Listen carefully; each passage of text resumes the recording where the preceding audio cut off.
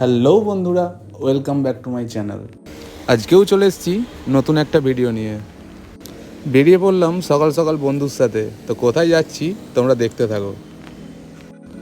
রাস্তাটা খুব একটা ভালো না হলেও দুপাশেই সবুজ ধানের ক্ষেত আর তার উপরেই নীল আকাশ, এই যেন একটা অপরূপ সুন্দর দেখতে লাগছে।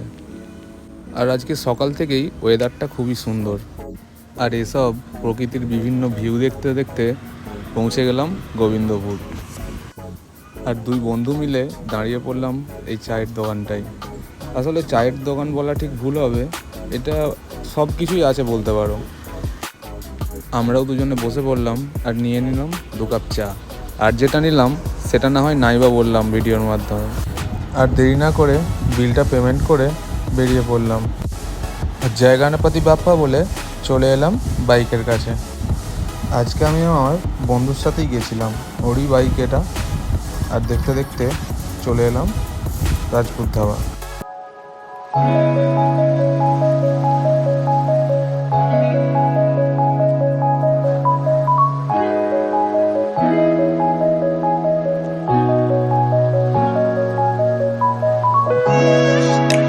আর এতক্ষণে হয়তো অনেকেই বুঝতে পারছো আমি কোথায় যাচ্ছি।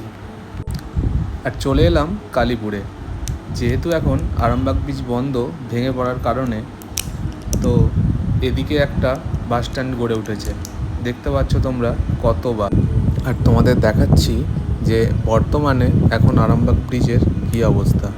দেখতেই পাচ্ছ সামনে একটা বড় ব্যারিকেড বা রেলিং বা এটা কী বলে আমি জানি না, যাতে কোনো উঁচু যানবাহন এই ব্রিজের মধ্য দিয়ে চলাচল না করতে পারে। এটা দিয়ে শুধু বাইক, টোটো, প্রাইভেট কার আর এই পিক আপ ভ্যানগুলো যাতায়াত করছে এখন। তো আর একটু সামনে গিয়ে তোমাদের দেখাচ্ছি ঠিক কোন জায়গাটা করে গার্ডওয়ালটা ভেঙে গেছে, যে কারণে পুরো ব্রিজে যান চলাচল বন্ধ। এই দেখতে পাচ্ছ সামনেই কাজ চলছে, পুরো ব্রিজেই বলতে পারো কাজ চলছে। এই যে এই জায়গাটাতে যেখানে ব্যারিকেড দেওয়া আছে এখানটাতে পুরো গার্ডওয়ালটা ভেঙে গেছে। আর তোমাদের জানিয়ে রাখি, এখন রাত্রেবেলা কিন্তু এই ব্রিজ দিয়ে কোনো রকম যাতায়াত করতে দিচ্ছে না, যেহেতু কাজ হচ্ছে। আর এই দেখো এসবিএসটিসি বাসের কি পাওয়ার।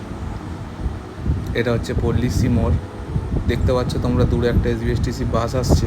তো দেখো সিগন্যাল ছেড়ে দিয়েছিল, কিন্তু তাও এখনও দপদপ করছে লাল আলো জ্বালিয়ে রেখে, শুধু জাস্ট বাসটা যাতে না দাঁড়াতে হয়, বাসটা যাতে পাস করে যায়। এই দেখতে পাচ্ছ বাসটা বেরোচ্ছে, আর ঠিক সাথে সাথেই সিগন্যালটা ছেড়ে দিল। আর আমরাও বেরিয়ে পড়লাম। আর এটা হচ্ছে আরামবাগের পুরাতন বাজার। আমাদের এখানে কিছু কাজ ছিল, ঝটপট কাজগুলো সেরে নিয়ে চলে এলাম আমাদের আরামবাগে এই বিশাল মেগা মার্টে। তো তোমাদের দেখাচ্ছি ভেতরে আমি কী করি। তো ঢুকে বললাম, আমরা চলে এলাম লিফটের সামনে। এই যে লিফট নামছে, আর বলার সাথে সাথেই লিফটটা খুলে গেল। উঠে পড়লাম আমরা দুই বন্ধুতে। চলে এলাম এখানে গ্রোসারি আইটেমের কাছে। তো বাড়ির জন্য কিছু জিনিসপত্র নেবার ছিল, তাই দেখছি কী নেব। আর এই আচারগুলো আগেও আমি নিয়ে গেছি, খেতে ভালোই লাগে, তাই নিয়ে নিলাম একটা। আর তার সাথে উঠে নিলাম একটা বডি স্প্রে। আর এদিকে দেখি ও বাড়ির জন্য পাপোশ কিনেছে। আর চলে এলাম নিচে জেন্টস কাউন্টারে, নিয়ে নিলাম একটা বাকেট। আমাদের বইতে খুব অসুবিধা হচ্ছিল। আর চলে এলাম, ভাবলাম একটা জামা কিনবো। তো দেখলাম জামা কোথাও পছন্দ হচ্ছিল না। এটা দেখলাম এটাও ঠিকঠাক লাগলো না, তাই আর নিলাম না জামা। তো তোমরা এখানে অনেক কম দামেও জিনিস কিনতে পারো, অনেক কম দামেও জামা, টি শার্ট, শার্ট অনেক কিছু আছে। আর এদিকে পুরো স্পোর্ট আইটেম। আর চলে এলাম বাচ্চাদের জায়গায়, ছেলের জন্য কিছু খেলনা নিতে।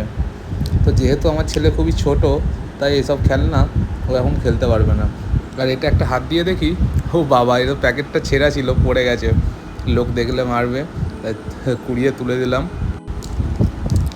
আর এই যে এটা, এই ঝুমঝুমি বলে এটাকে, এটা নিয়ে এলাম ছেলের জন্য। আর এই ট্রলি ব্যাগগুলো দেখতে দেখতে চলে এলাম নিচে। আমাদের শপিং প্রায় কমপ্লিট, এবার যাচ্ছি বিলটা করিয়ে নিতে হবে। চলে গেছি বিল কাউন্টারে। তো এই যে দেখো বন্ধু ভিডিওটা করে দিচ্ছে। তো বিলটা করছে ম্যাডাম, বিল করা হয়ে গেছে। তো বিলটা পেমেন্ট করে দিলাম। আর যে কোনো শপিং মলে এই একটা জিনিস বাজে লাগে খুব, যে এরা কোনো ব্যাগ দেয় না। এত টাকার বাজার করলেও কোনো ব্যাগ দেয় না, ব্যাগটাও তোমাকে পয়সা দিয়ে কিনতে হয়। আর যে কোনো তুমি একটা ছোট দোকানে জামা কাপড় কেনো বা যাই কেনো না কেন, প্লাস্টিকের কথা তোমাকে বলতে হবে না, ওরাই ঠিক দিয়ে দেবে। আর বলতে বলতে চলে এলাম আমাদের বিদ্যাসাগর বাস টার্মিনাল আরামবাগের সেই বাস স্ট্যান্ডে। এখন ওখানে অনেক বাস আসতেই পারছে না, যে কারণে এখানে এখন বাসের সংখ্যা খুবই কম, ওই জন্যই ভিড়টাও কম। আর বলতে বলতে চলে এলাম দৌলতপুরে তোমাদের পুজো মণ্ডপটা ঘুরিয়ে দেখাতে। দৌলতপুরে খুব সুন্দর প্যান্ডেল করে প্রতি বছর। আর এবছরে এদের থিম হলো ইচ্ছে ডানা। তো আমরা আর কিছুদিন পরেই দেখতে পাবো কতটা সুন্দরভাবে এই প্যান্ডেলটা সেজে উঠবে। তো তোমরা একটু দেখে নাও কতটা কাজ কমপ্লিট হলো।